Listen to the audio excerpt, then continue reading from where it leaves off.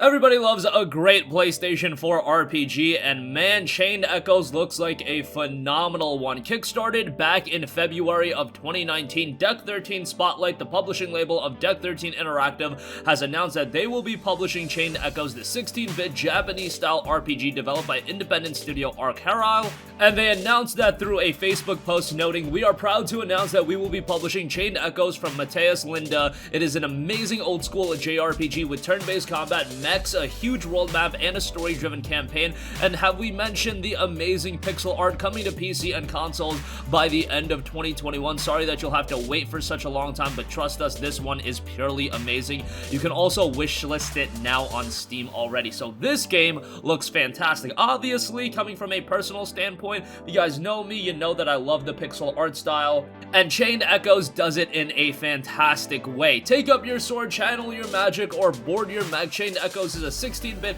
SNES-style RPG set in a fantasy world where dragons are as common as piloted mechanical suits. Follow a group of heroes as they explore a land filled to the brim with charming characters, fantastic landscapes, and vicious foes. Can you bring peace to a continent where war has been waged for generations and betrayal lurks around every corner? Chained Echoes very much has the narrative in mind, as it is a story-driven game where a group of heroes travel around the vast continents of Valandis to bring an end to the war between its three kingdoms. In the course of their journey, they will travel through a wide array of diverse landscapes spanning from wind-tinted plateaus and exotic archipelagos to sunken cities and forgotten dungeons. The game's key features notes 20 to 25 hours of playtime, fast-paced turn-based battles, no random encounters, enemies can be seen running around the world, so that's really nice, and definitely as an old-school RPG, I like that twist that they're bringing into it.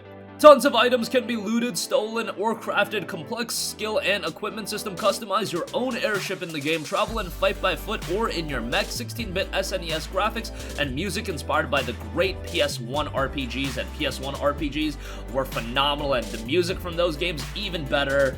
So to use that as an inspiration point, that is definitely exciting. So Chained Echoes is combining the simplicity of classic games with modern gameplay to bring an epic, fast-paced adventure, and it's coming to PlayStation 4 by the end of 2021. As far as how far they got with the goal, they were looking to fund €60,000, and they ended up getting $130,409, so they smashed their goals with that.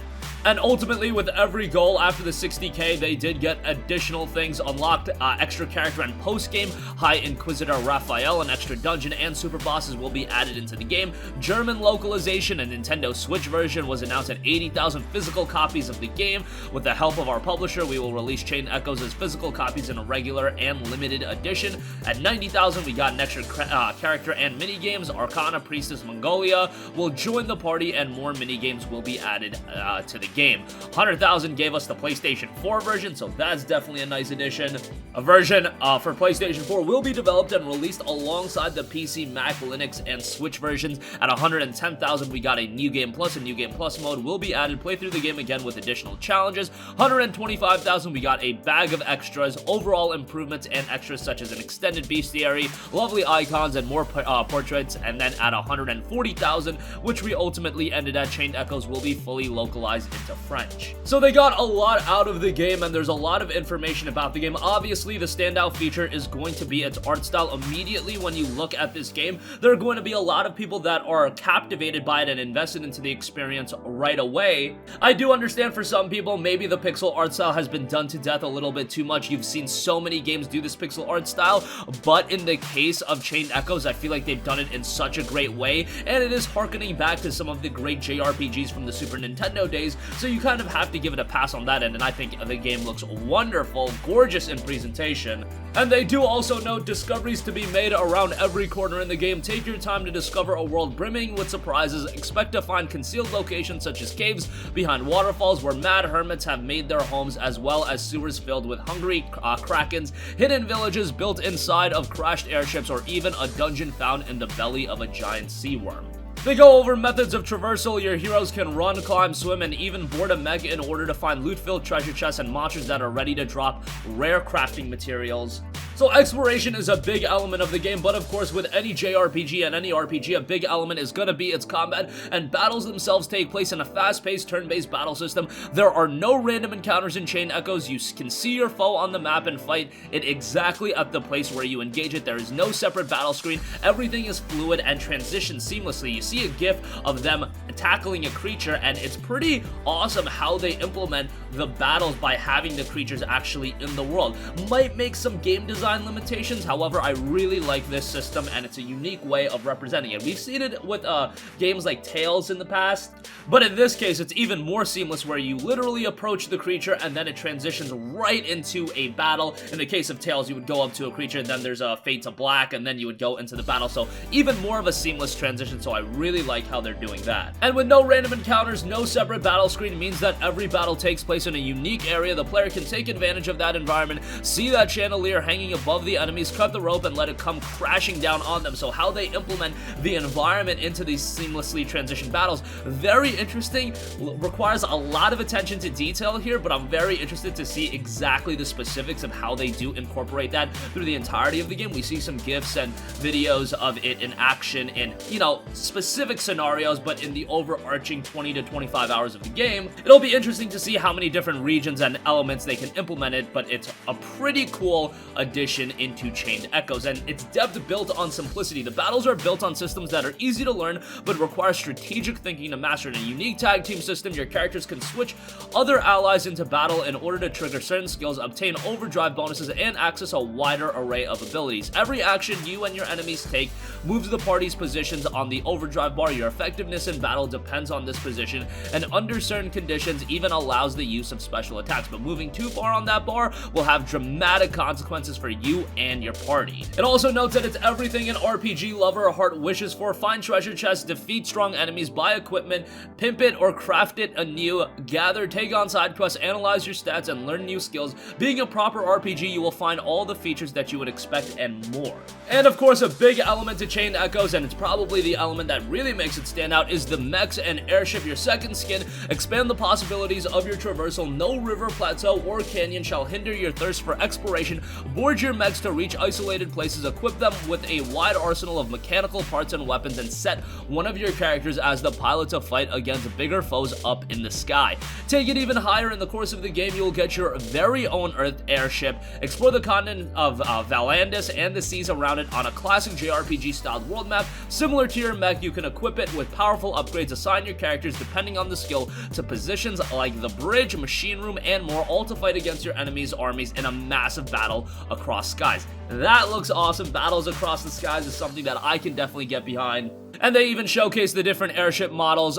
Some of them have upgradable with extra parts as well, so a lot of options to the airships as well and how you take it. The story and the background of that: the continent of Valandis and its three kingdoms are just recovering from a war that had lasted for over a century. The land is devastated, towns lie in ruins, monsters roam throughout the night, and noblemen who have lost their lands and ranks organize themselves in bandit groups. In spite of all of this, after a war that had lasted for generations, this is the first time that people of Valandis can finally experience peace. For this reason, on the second anniversary of the peace treaty, the Southern Kingdom of Fonset is holding the biggest festival the land has ever seen in a very, very long time. The streets are full of colorful food and loud music. People are dancing and laughing. Lords and ladies from all over the continent are invited in an extravagant banquet inside the castle. On the commemorative night, our group of heroes are also present at this event, each member with a different agenda. There is Victor, a world-renowned celebrity known for writing the most enchanting stage plays. He had been invited as a guest of honor. We have Sienna, a con artist who tries to take advantage of all the wealth streaming into the city. In attendance is the Princess Lenny, who fled her country in search of a special place and ended up, after a series of coincidences, as one of the palace guards without anyone knowing her true identity. Always at her side is Rob, her bodyguard and childhood friend. And lastly, there is Glenn and Killian, former mercenaries on a secret mission to infiltrate the palace. So a lot of variety in terms of the characters, their background, their lore, everything like that. So that's really great, and everything of course is Typical with a RPG, do not go according to plan for anyone on this fateful night. The festival is hit by a disaster which leads to a chain of unforeseen events. In the end, it causes a new war that is much worse than anything previously seen. Surrounding a newly discovered weapon of mass destruction, our group of heroes are swept into this maelstrom and find themselves on a new mission to stop the war and destroy this devastating god-made weapon, the Grand Grimoire. A pretty cool setup for an RPG, definitely nothing out of the realm of ordinary as far as a JRPG goes, but it seems simple and well-defined enough that I do think there's a lot of potential in that. Again, a JRPG especially is going to live and die by its characters, and the characters in this one do look fleshed out enough, and it's not necessarily a Japanese RPG, but it's definitely developed in the style of a JRPG, so that's why I'll go back and call it a JRPG. As far as the soundtrack, which again, the PSX-inspired music for Chained Echoes is written by the talented Eddie Moronacro. Listen to the selection of release songs from the game's original soundtrack on his SoundCloud. I'll leave a link where you can check that out as well, because the music in the game is probably going to be fantastic. Again, Chained Echoes is not going to be out for a very long time. It will be coming in late 2021. However, with Deck 13 handling the publishing of the game, that gives us some certainty that it will be arriving 2021. By that point, I imagine the game would be released on the PlayStation 5 as well, although with backwards compatibility and things of that nature, that's probably not going to be an issue, but it will be coming to PlayStation 4, Nintendo Switch, and PC through Steam in late 2021, and again, the Steam page is already up, so if you want it on PC, you can add that to your wish list. It looks phenomenal. That's going to conclude this video. Sound off with all of your thoughts in the comment section down below. Thank you for watching, and goodbye. Hey guys, we hope you enjoyed the video, and if you did, make sure to hit the subscribe button, and if you're already subscribed, do us a favor and hit the bell icon. This way you'll be notified whenever we post a new video. That's the best way to keep up with all of our uploads, and we usually try to upload 2 videos a day. And with the bell icon hit, you'll be notified whenever we do upload a video. As always, thanks for watching.